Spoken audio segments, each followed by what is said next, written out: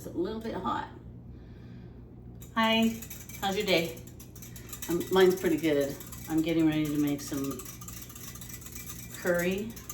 It's very easy and quick, and it serves maybe 1 to 2 people, which is why I'm a cook of a certain age. I serve 1 to 2 people every dinner, not a family. So this is gonna be quick and easy. If you just want a small serving of homemade curry and you don't want to go out and buy any. This is my chicken broth that's gonna come in later. It's caldo de pollo. I'm not Spanish, so excuse me. Caldo de pollo, so it's broth of chicken soup. And I used it the last time I made this curry, and it turned out really good. So I'm using it again. So if it ain't broke, don't fix it, right? So I'm gonna go ahead, I've got my pan heated up, and we're just gonna test it a little bit. I learned this from my mom years ago. So this is a trick I learned from my mom. You just heat your pan up, and you can put your hand over it, but yeah, it's hot. So take a little bit of water and just do that. Okay, you hear that sizzle? It's ready to go. But what I want to do is I want to make sure it's not too hot, because I don't want to burn all of my ingredients. So the first thing I'm going to do is just lay down about 2 teaspoons of olive oil. Then I'm going to throw in some butter to kind of help temper that. I don't want any of that stuff to burn. Okay, I'm just going to move it around a little bit. There we go. That's looking good. Okay, and I've cut up about a half of a yellow onion. Makes about a half a cup. And I'm gonna throw that in there. What I want to do is follow directions and give you step 1, step 2, that kind of thing, so that you can write this down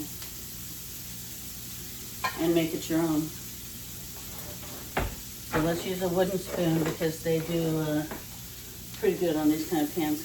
Okay, so step 1, saute the aromatics. Dice up a yellow onion, about a half a cup of yellow onion. All right, saute with a tablespoon of olive oil and some butter until the onions are translucent. And what translucent means is that you can start to see through them. So they start getting soft, they start cooking down, and we're gonna leave those. I'm gonna let you look at them right now. Okay, they're still whole onions, and I'm gonna let these sit here and get to be translucent. But I need to keep stirring them so they don't burn.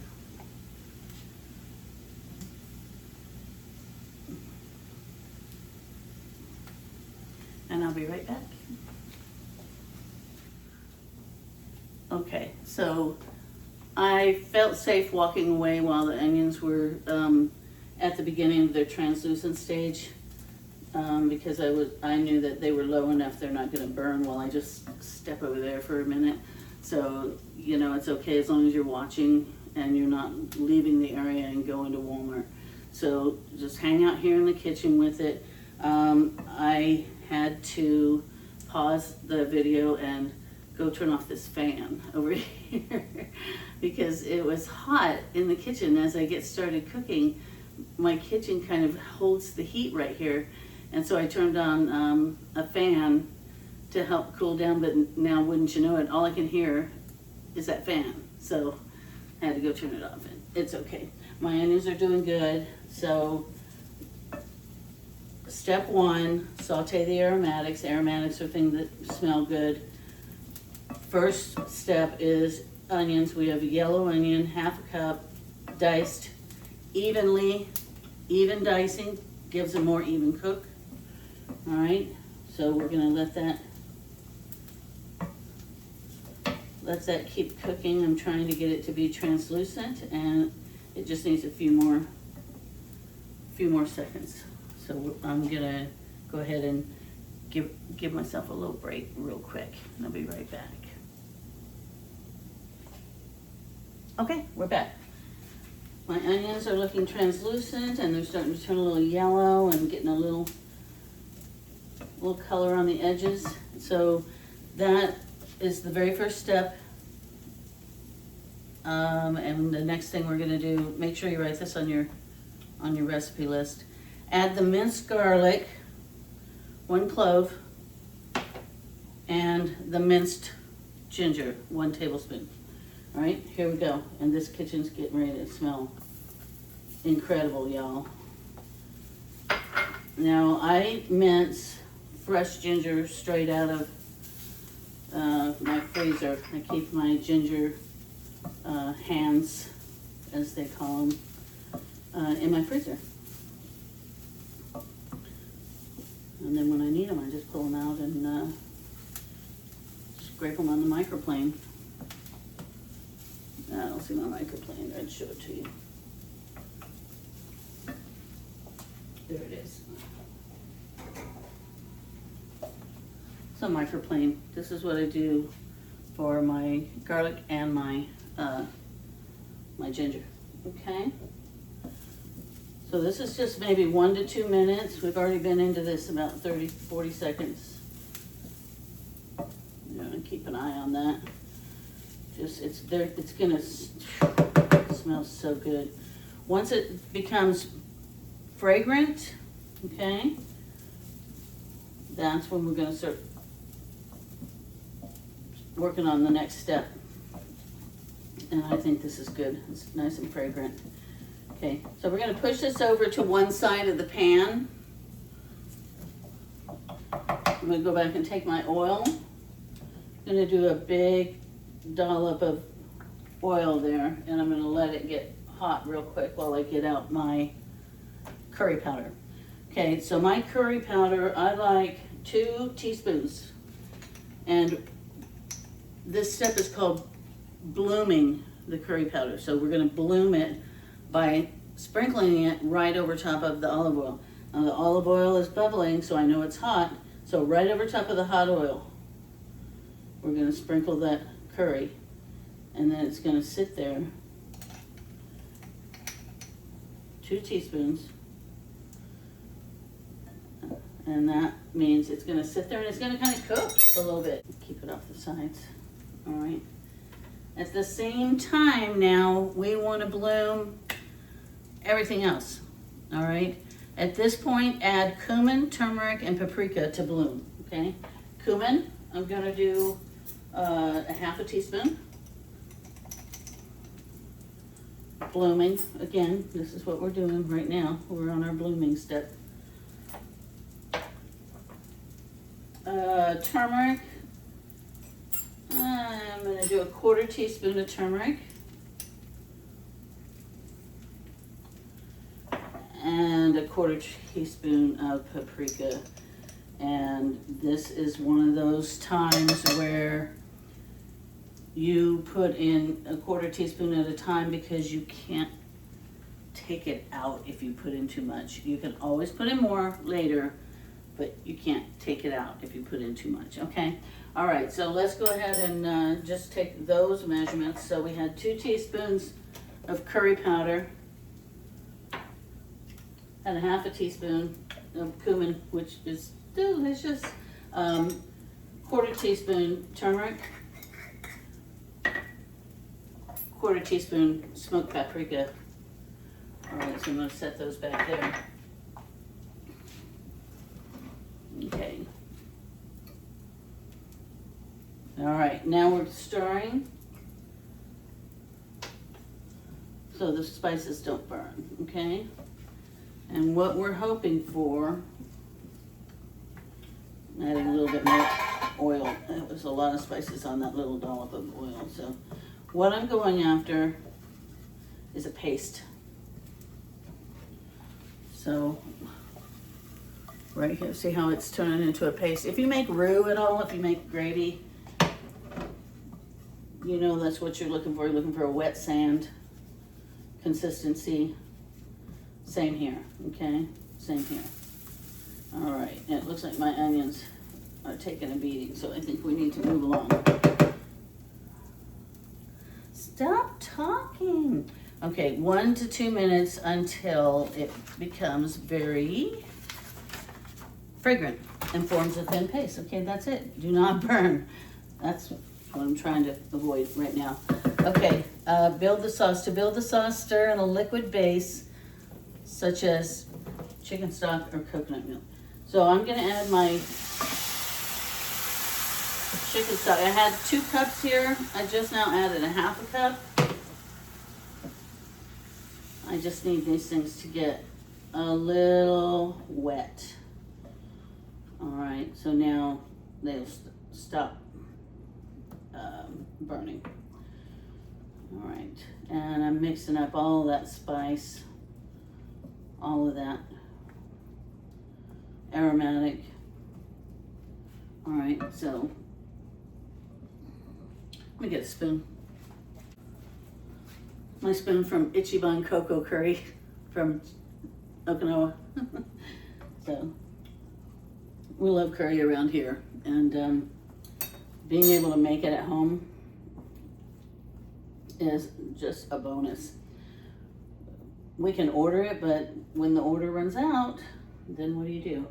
All right, so now we're going to add some coconut milk. I have a half a cup here, but I'm probably not going to use the whole thing.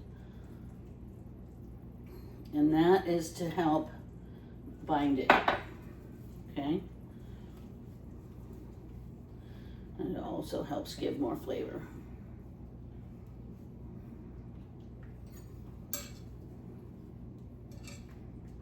Whoops. Now this needs to sit, of course, and realize all those flavors. You know, you can't just make, that's good. You can't just make curry happen. It has to cook. And so this is gonna cook for a little while, and it's gonna get thicker. And as it gets thicker, I will taste to see what I need. Right now, I know I need some more curry.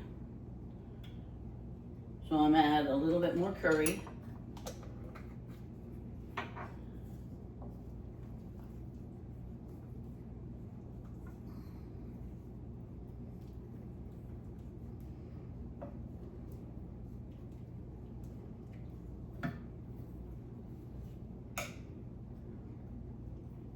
I need a little dash of lime juice. I just need a little acid in there to brighten it up. Okay. That is your preference. You do how much lime juice you want, okay? That right there that I just put in was probably like a 1/4 teaspoon.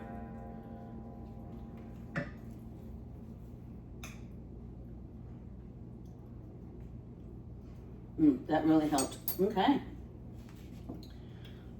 So essentially, we're cooking this down. A little more chicken stock, a little more coconut milk, and more spices as the cook progresses.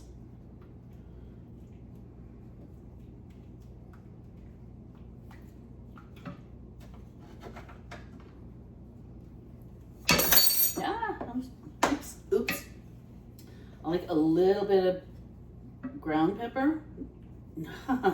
Not a lot, because, you know, curry's spicy, paprika's spicy, cumin's spicy, everything's spicy.